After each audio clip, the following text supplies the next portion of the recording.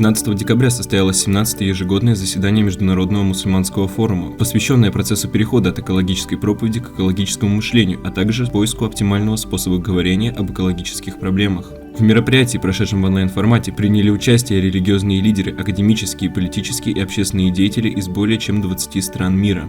Ключевой доклад форума озвучил генеральный секретарь ММФ, духовный лидер мусульман России муфти шейх Равиль Гайнуддин.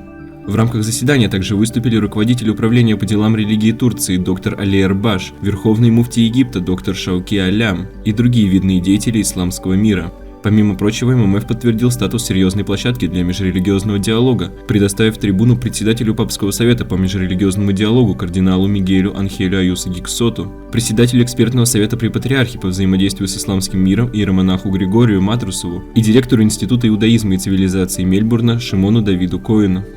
Российская команда хафизов под эгидой Дум РФ приняла участие в 28-м международном конкурсе чтецов Корана, организованном Министерством вакфов Арабской Республики Египет и проходившем в Каире с 11 по 15 декабря под патронатом президента Египта Абдель-Фаттаха ас-Сиси. В число 74 хафизов из 40 стран мира вошли имам Дум Рязанской области Аслиддин Саторов и представитель Дагестана Усман Залпух Рагаджиев.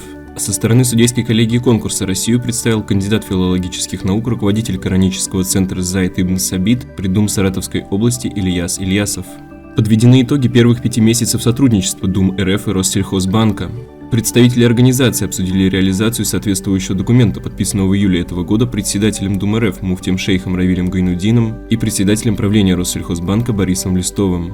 В результате совместной работы в рамках заключенного договора первые производители халяль-продукции уже смогли пройти сертификацию при помощи онлайн-инструментария, предлагаемого Россельхозбанком на базе цифровой экосистемы для АПК «Свое фермерство». Также была реализована возможность для покупателей приобретать сертифицированную халяль-продукцию напрямую от фермеров через маркетплейс «Свое родное».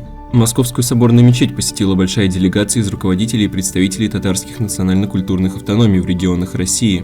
Все они собрались в столицу для участия в семинаре совещания Федеральной национально-культурной автономии татар, который проходил 17-19 декабря. В главной мечети России гости вознесли мольбы за процветание татарского народа, единство и сплоченность всех народов России. О прошлом и настоящем Московской соборной мечети гостям рассказал председатель национально-культурной автономии татар столицы, советник муфтия Гайнуддина Фарид Фарисов.